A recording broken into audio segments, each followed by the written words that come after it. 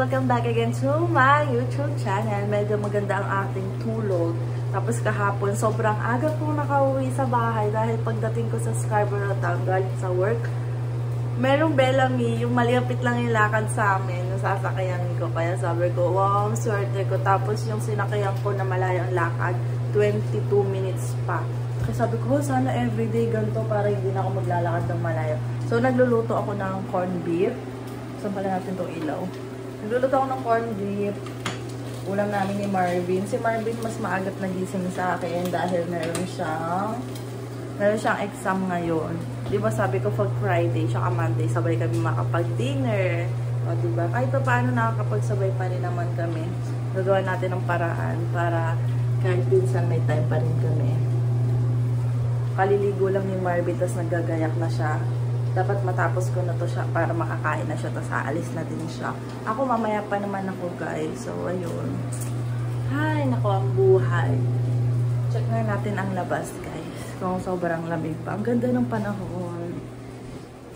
Ang ganda niyang tingnan sa labas. Pero sana hindi ganun kalamig. Ay, nararamdaman ko na dito pa lang. Sakto lang. Sakto lang naman guys. Okay, nakuha na pala yung mga basura. Ayan, ang aming labas. Gusto kong magwalis-walis sa labas. Pag may, siguro bukas o isang araw. Pag nagka-time na ako. Kasi may gagawin pa rin ako eh. Ayan, ang ganda pa. Sakto lang yung lamig. Sana hanggang to lang hanggang mamaya. Para goods tayo. Ganda ng panahon. Mga ilang weeks na lang guys, mag-snow na ulit. Oh my, nilalamig na ako, lumalakas na yung hangin. Pasok na tayo guys. Ang taas ng sikat ng araw, no? Gusto ko talaga pag ang sobrang liwanag, mataas ang sikat ng araw. Ganda tumambay sa labas. Nga pala guys, magkakaroon kami ng ni Marvin. Magla-live kami ni Marvin. Sana ay manood kayo. Mag-live kami sa YouTube. Dito sa YouTube. Hindi pa namin alam kung kailan. Siguro next week, Sunday. Kami, mukbang kami ng breakfast. Mamimili kami. Mag-grocery kami ngayong dadating na linggo. Grocery namin siguro yung mga Filipino breakfast kasi yung gusto namin ni Marvin. Kasi kaya pa namin. Kasi noong una kasi gusto ko yung Jollibee. Kaso kapag bumili kami ng Jollibee, medyo mahal. Sabi ni Marvin, paunti-unti muna tayo. Doon muna tayo sa mura, pataas ang pataas. Para hindi naman masakit sa natin sa budget, 'di ba? At least ngayon wala ka nang hahabulin tuition kahit papaano makaano tayo. Yan yung mukbang na gusto mo, sabi niya sa akin, oo. Tapos alam nyo guys, magkakaroon na pala ng SNR sa Lucena, Quezon, kasi wala dun sa lugar namin, dun parang SNR sa sa Santa Rosa. Santa Rosa nga ba yun? Ay, hindi ko na alam. Basta sa Laguna, nakapunta ako one time doon kasama sila Marvin, parents ni Marvin. Birthday ni Papa Mike yon. First time ko makapunta sa SNR. Na ako noon, 20 years old na ako nung nakapunta ako sa SNR. Nakikita ko lang siya sa internet, naririnig. Tapos chinat ko si Mama, sabi ko magpa-member.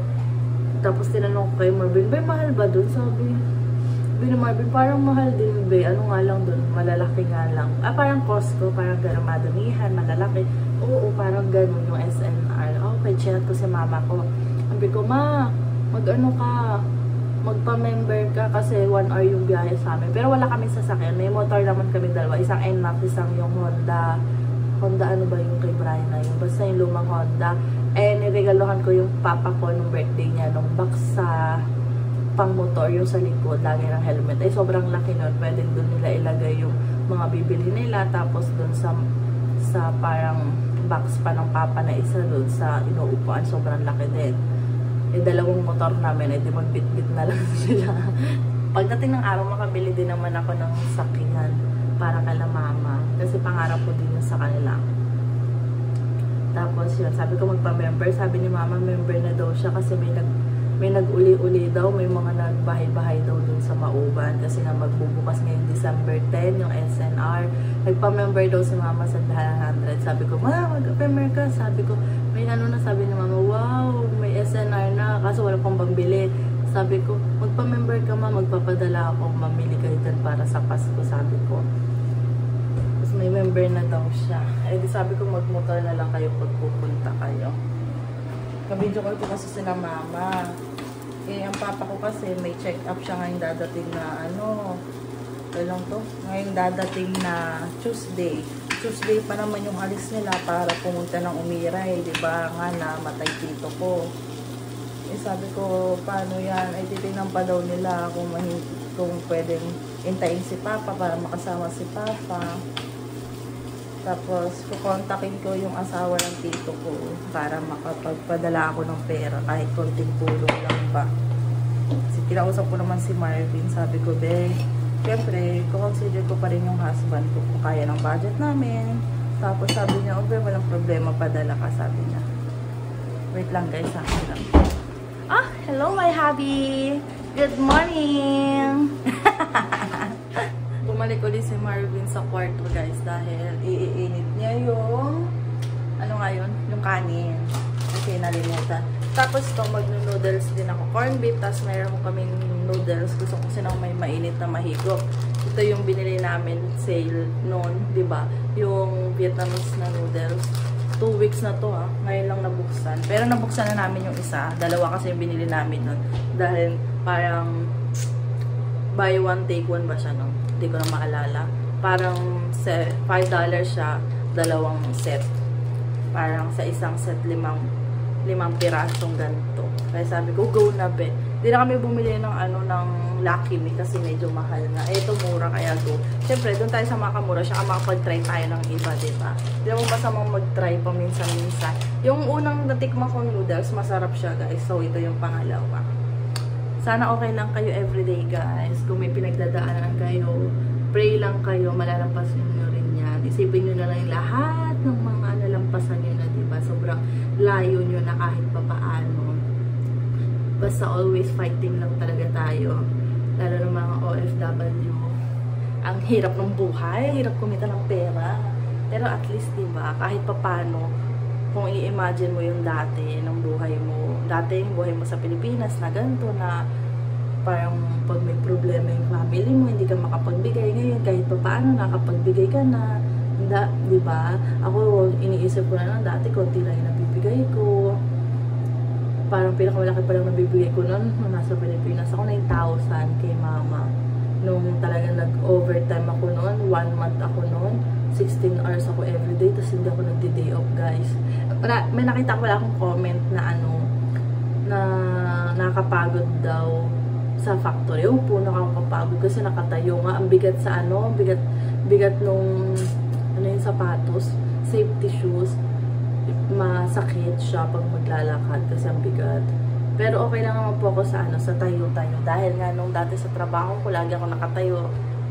Tapos naka-heels pa ako noon, nagmamadali pa ako. Yung naka-heels ka na, tapos may bit-bit ka pang tray na may mga lamang coffee cups, mabibigat din po yun. Tapos sa mga pinggan namin sa hotel, ang lalaki nila. Tapos, edi madaling-madali ka pa. Tapos naalala ko noon, bigla pang nasira yung heels ko. Mega ngumanga yung sapatos ko. Ayaw ko pa kasi bumili nung that time. Gawa nga ng, nagtitipid talaga ako. Gawa ng si Papa nga noon ay na heart attack. Gusto ko makapagbigay ka lang mama ng konti. No, pag after nung ni mama, ni Papa na ano tawag doon?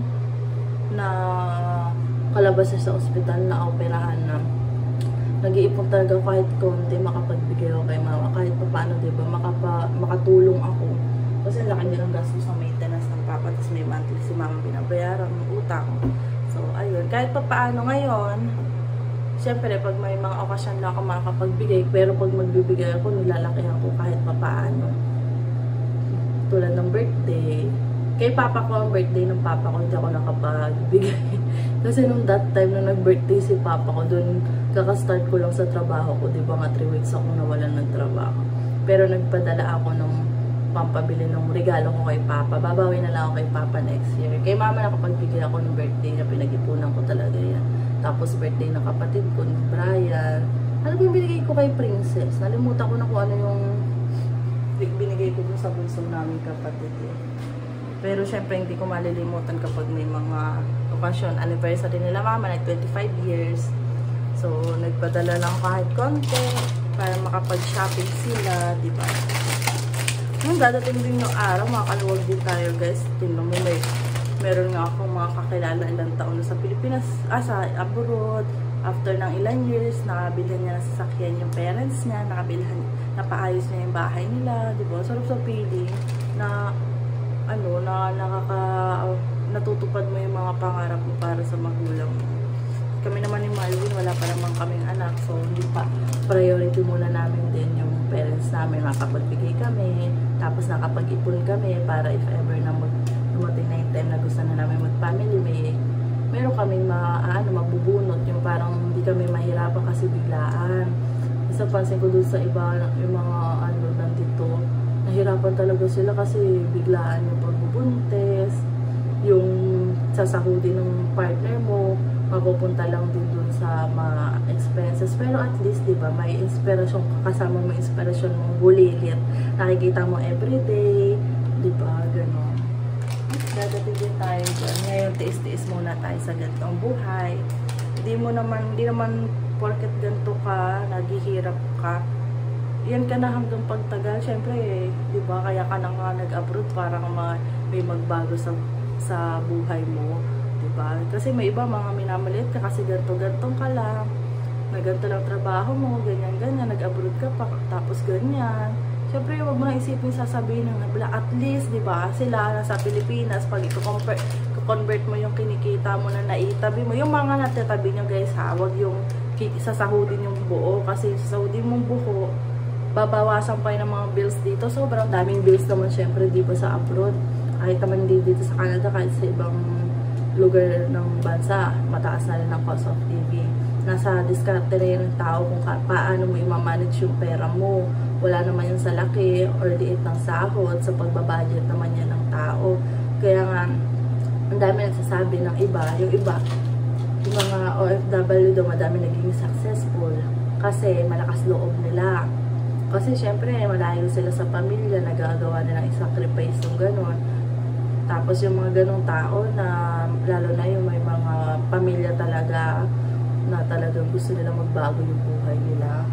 Talagang grabe yung manage ng pera nila. So pagdating na ng Pilipinas, nag-i-invest na sila ng mga business, paupahan, lupa, kasi hindi naman habang buhay mag-abroad ka, diba? Lalo na kami, walang kasurugada din kung magiging PR kami, diba? Pero at least kahit pa paano, may ipon kami. Hindi kami pag-uwi ng Pilipinas, hindi talaga kami magbabak sorilo. May pansimula kami, diba? Oh, wait lang. Ayusin ko na to, guys. Kain tayo, guys. So, ayan. Sarap na sarap siya sa corn beef. Ano sibuyas? May sibuyas dyan. Hanapin mo. Ayun, oh. Dat malaki? Ay, maliliit yung ginawa ko. Sorry. Kaya na yan. So, ayan yung aming breakfast ngayon. Hindi ako makapagluto na may nahalang. O kaya sinigang, wala na kami yung mga ingredients. Di ba kasi kami makapag-grocery ni Marvin. So, kain muna kami, guys. Alis na ang bebe ko. Saan ka sakay? Dito sa malapit? 16? Alis ka na ba? Naka-double ka ba, be? Na-jogging. Yan lang, suot mo. Naka-jogging pants ka lang. Wala kang pangloob. Malamig ah. Feeling ka. Love you. Sipon na. Guys, tapos na ako maghugas din. Tapos ayusin ko muna itong higaan namin. Titiklopin ko yung kumot kasi namin, dalawang makapal kasi ang lamig-lamig. Nung summer, isa lang ginagamit. Ito yung una namin binili, $60. Ito mahal. Binili namin sa Canada. Ano yung Canada? Limot ko na kung saan namin binili, basta mahal. Tapos ito yung ginamit namin sa summer, manipis naman siya. Eh ngayon, tig-isa na kami ng kumot. Gawa ng, lagi akong nanghihila ng kumot daw, sabi ni Marvin. Kaya minsan sabi niya, tig-isa na tayo. Kaya parehas na namin nagagamit. Ayan, laki-laki niyan. Napakahaba nung kumot, pero wala, ganun talaga. Kailangan mo tig-isa na ngayon. Lamig, kanina pagising namin, lamig. Gawa ng, unang nagising si Marvin. Ako naantok pa ako. Pero maliwanag na kasi kanina, kaya nahirapan na lang matulog. Pagising, Ano, tawang-tawa na kami ni Marvin kasi kagabi nagkukwentuhan kami pag uwi ko. So, pag uwi ko, nakipagkwentuhan ako kay Marvin. Kala ko kasi tulog pa. Hindi daw siya makatulog. So, nakita ko kasi kala ko tulog na pag gano'n, nakaganon pa yung cellphone sa may mukha. Parang nalimutan niya yung cellphone niya, parang gano'n. Hinawakan ko yung cellphone patay. Ang init. Ay, gising pa to. Tapos, nung nagtatanggal ako ng jacket ko, parang nakamulat, nakangiti. Sabi ko, sila ulo to. Tapos sabi ko, gising ka ba? Hindi daw siya makatulog. Di yun, kwentuhan ko ng kwentuhan. Tapos kwentuhan kami, sabi niya humihilik daw ako minsan. Ginaganon daw niya ako. Pero hindi ako nagigising. Tapos one time daw, ginanyo naman daw niya ako. Pinagtutripan, sabi ko, kala mo ikaw lang, ako din. Sabi ko, pag ikaw nahilik, sinisiko din kita, tsaka sinisipa. Tapos kagabi, tulog na siya. Gising pa kasi ako nung oras na daw makatulog. Ang lakas ng hilik niya. Sinipa ko nga ng malakas. Nagising siya, tapos kunwari tulog ako nakayakap. Nakatingin siya sa akin, sabi niya. Tapos maya-maya tumaliko. Tapos kaninang umaga, nagkwentuhan uli namin. Tapos sabi ko, sinipa ko siya. Akala ko nagising, hindi ko naramdaman. Sabi niya, kaya pala minsan parang may masakit sa akin eh. Sabi kanina, akala ko, alam mo ba na sinipa kita kagabi? Kasi nagising ka nga, nakatingin ka sa akin. Siguro naalimpungatan lang siya. Kasi may bilang sumipa. Tawan-tawa kami kanina eh. Gano'n naman yung bonding namin ni Marvin. Pag minsan, gabi bago matulog, kwentuhan kami kung anong mga nangyari. Tapos tawanan, kulitan, tawan-tawa kami kagabi. Tapos, ay din dami kong kwento. Ayaw ko pang matulog. Kasi, hindi pa ako inaantok. Si Marvin, tatakpan niya yung bibig ko. Huwag ka nang maingay. Tapos sabi ko, yayakapin na kita, huwag ka nang magsalita. Tapos sasabihin ko, ay bebe, matulog na tayo. Sabi niya, gigising ako maaga, may exam ako bukas, magre-review pa ako ng umaga. Sabi niya, hinayaan ko nang matulog. As kanina, pagkagising, nagising na din ako, yumakap, kwentong-kwento na naman ako. Ayaw ko pang patayuin kailangan na daw niya nag-review. So, tinawagan ko sila mama. Si mama at papa kausap ko kanina habang siya nagre-review siya kanina dyan sa laptop niya. Tapos, nung nag-ano na siya na liligo na daw siya, doon ako naggayak ng pagkain. So, ganun. Diba? Maganda rin may kasamang partner pag nasa abroad para at least kapag siya ang busy, kailangan niya mag-aral, kaasikaso na siya, ako naman mag-aasikaso ng pagkain. Pag ako naman yung kailangang ako yung busy, nagmamadali siya mag-aasikaso ng pagkain ko. Tapos sabay kaming kakain. Yun ang kagandahan. Kaya, dapat lagi nyo din i-appreciate yung partner nyo. Kasi, lagi din silang nandyan para sa'yo, diba? Kapag may problema ka, syempre nandyan sila. Kapag may mga kailangan kang gawin, may time na may kailangan akong online ganito, asikasuhin. Si Marvin na nag-aasikaso. Tapos minsan, check mo nga yung ko, yung ganito, ganyan ko dyan sa laptop ko. Yan, ako naman nandito, so ako, hinahanap ko yung pinapahanap niya sa akin, diba? Nakakadali din ng gawain kapag may partner tayong kasama. Kanina, nagtawag sa atin sa Ate Erica, tapos si Ate Yel daw, naghahanap daw ng magki-cleaner sa downtown. Ako daw i-refer ni ate. Sabi ko, ate, may work na ako. Hindi ko pa pala nakakwento sa kanya kasi hindi pa kami uli nag-uusap. May work ka na. Ate, ang lapit na sa... Ala, nakakatuwa. Ate, sabi niya. Paggabi ko, ate, kailan ka hindi kami magkasakto ng pahinga. Kaya sabi ko, ay baka mamaya magpasko na ng lahat. Di pa tayo magkikita uli. Sabi ko, gano'n. Yung tipong nandito lang naman kami sa Canada. Yung layo lang nga ng bahay. Di na sobrang layo. Kahit sa Ate Jessa, huling kita ko pa kay Ate Jessa nung napakatagal na mag-iisang taon na nung nagkita kami, kumain kami sa labas. And sobrang busy kasi siyempre may mga iba tayong kasama na hataw din sa pagtrabaho, double job. Kasi yung iba gusto nila magbakasyon next year para at least diba may malaki-laki yung kanilang bit-bit pag umuwi sila. Siyempre ilang taon din. Si Ate Jessa halos magti 3 years next year. So sabi niya, di, syempre kung 3 years kang din nakauwi, di, pag uwi mo, sulitin mo talaga, gagala. Kung ako, gaganon din, gagawin ko, mag-iipon talaga ako bago umuwi, gagala kami. Kaso, iniisip namin, baka matagal pa talaga yung sa amin. Kasi ako, natatakot ako umuwi kasi baka hindi na ako makabalik dito kasi may ibang open work permit na hindi na nakakabalik. Pero yung mga student, nakakabalik naman sila. Kaya, so, ang mangyayari na lang, ipon-ipon na lang muna kami ni Marvin. Tapos, kung 5 years pa bago makauwi, at least maipon naman kami para pag bakasyon kami, susulitin talaga namin, papasyal namin, pamili kami ng mga groceries, syempre para madaming stock sa bahay ng parents namin, both side, yan, diba? Yung mga ganong dadating din naman tayo dyan, huwag lang ito masyado isipin muna natin yung mga problema natin naman dito. Syempre hindi mawawala yan, dami din natin iniisip dito sa abroad, diba? Yung iisipin mo paano pagkakasya-kasyahin yung mga expenses mo. Kasi yun naman lagi ang problema pag nasa abroad, diba? Yung mga expenses, wala daw natitira, ganyan-ganyan. Oo, iniisip nga din, kami din, minsan nag-ano din kami ni Marvin, paano yun, naabot ba, ganito, ganyan. Sabi, sige, kampi tayo. So, bye-bye, ngayong month na to, wag muna tayong kumain sa labas kasi baka kulangin tayo. Pag pag may sobra naman, pwede naman tayong kumain o pwede naman tayong bumayo next month ang nakakain, di ba? At least hindi naman tayo nagugutom kasi nagluluto naman tayo sa bahay, nakakain din naman natin yung gusto natin. Halimbawa, nakikrave ka sa spaghetti, pwede tayong magluto, mas makakamura tayo, mas madami pa yung makakain natin, ganyan. Tapos minsan nga, pagkakain kami, kung nag-aya ka pa sa ganun, edi sa laki ng gastos natin, ito, magkano lang, $5 lang yung niluto mo, ganito. Kasi syempre, hindi ka na naman, yung mga ingredients naman, mayroon ka na naman diyan, di ba?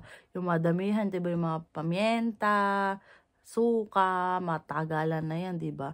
Bibilihan mo ng mga $2, $5, tapos matagal na gamit, abot ng, minsan kasi maabot sa amin mga mga 1 month mahigit to, 'di ba?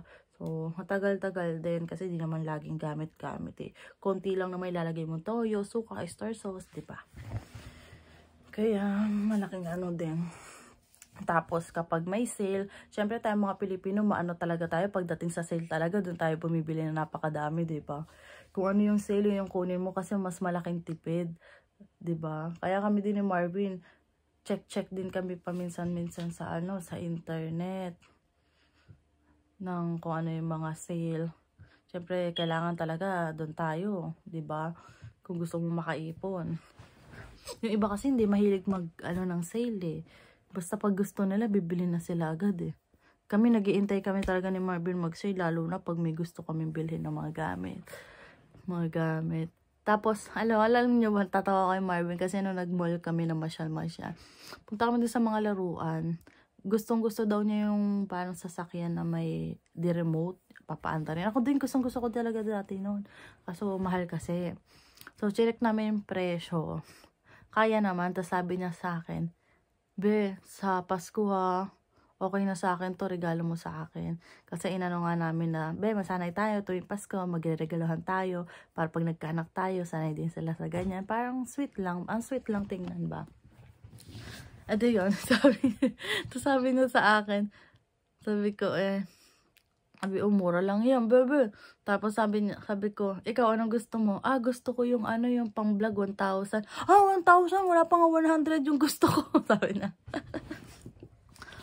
Kasi gusto ko nung pang vlog, pero syempre hindi pa naman namin kaya saka na lang yon.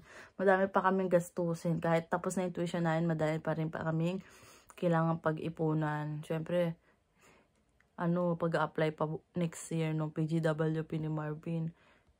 Mayroon kami mga nakakausap na DIY, pero student kasi lang sila. Wala silang partner na open work permit. So, baka magka-problema kami pag kami magdi-DIY para baka wala kaming choice ang mangyari na lang kami, mag-consultant para mag-asikaso. Tatakot din ako ma-refuse, kasi yung iba approve si student ng 3 years tapos si naman hindi approve si open work permit. Baka ako'y mag-iiyak kunin mo na lang ako, be, pag naging PR ka na. Sa Pilipinas na lang ako, charing. Ang hirap na magkalayo, Ay, ako na noon. So, ayun, guys. Basta, huwag na kayong... alam ko namang may time talaga na mapapaghinaan tayo ng loob. Pero, malalampasan nyo lang lahat ng iniisip ninyo. Lahat ng problema nyo. Mag-pray lang kayo. Hindi nyo mamamalayan. Boom! Okay na. Tapos na yung problema. Tapos, iiyakan mo lang siya ng mga ilang araw, weeks. Tapos, after nun. Tapos, ganun din ako. Kahit 1 month pa yung iniisip ko na, paano yung gagawin ko, ganyan. Tapos, di ko na lang namalayan, ay, tapos na. Lampasan ko na, ba diba? Kaya, ayun. Basta fighting lang tayo. Kaya natin yan. Kakaraos tayo. Tamo kami, nakaraos na kami sa tuition.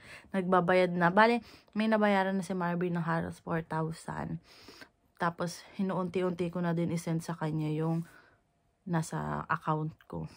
Mauubos nga lang.